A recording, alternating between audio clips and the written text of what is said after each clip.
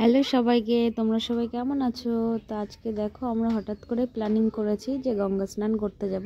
পরের দিনই মহাদেবের পুজো ছিল, তো ভাবলাম চলো সবাই মিলে যাই, ওখান থেকে স্নান করে আসি, গঙ্গা স্নান। তো আমি আমার জায়ের ছেলে মেয়েরা সবাই গেছি স্নান করতে। আর ওই দিন এত পরিমাণে লোক হয়েছিল কি বলবো, না গেলে হয়তো জানতে পারতাম না যে ওই দিনে এতটা লোক হয়।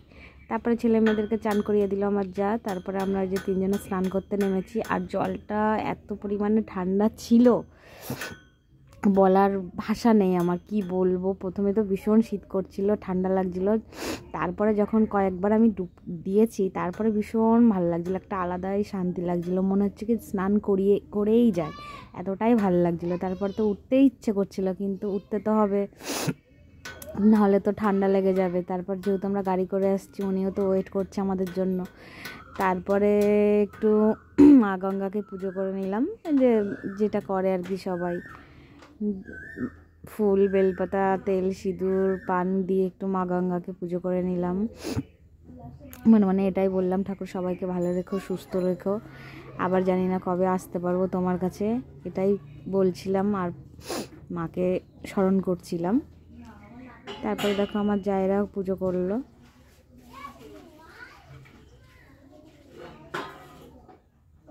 তারপরে এখানে একটা বাবার শিবলিঙ্গ আছে, তো সেখানে একটু তেল সিঁদুর দিয়ে ফুল বেলতা ধূপকাঠি ধরিয়ে দিয়েছি।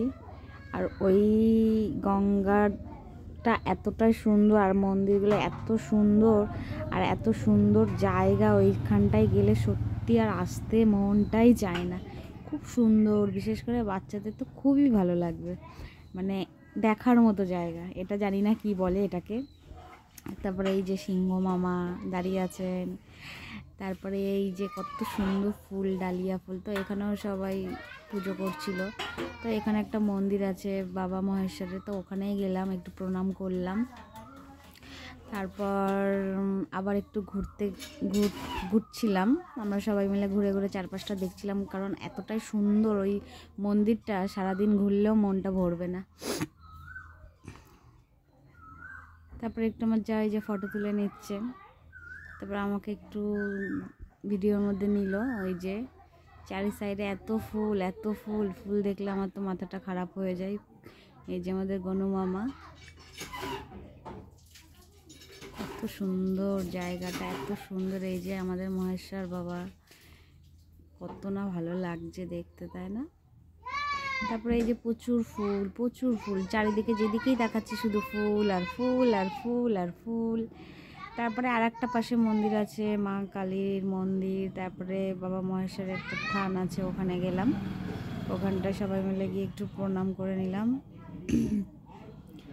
আর মাকে প্রণাম করছিলাম, আর এটাই বলছিলাম, মা তোমার কাছে আর কবে আসতে পারবো জানি না, তবে মা ডাকলে ঠিক আসতে পারবো। মায়ের মুখটা কত না মিষ্টি, কত সুন্দর।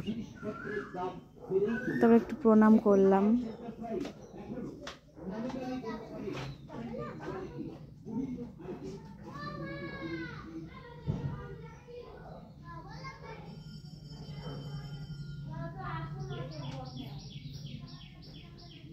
তো এই যে আমার জায়ের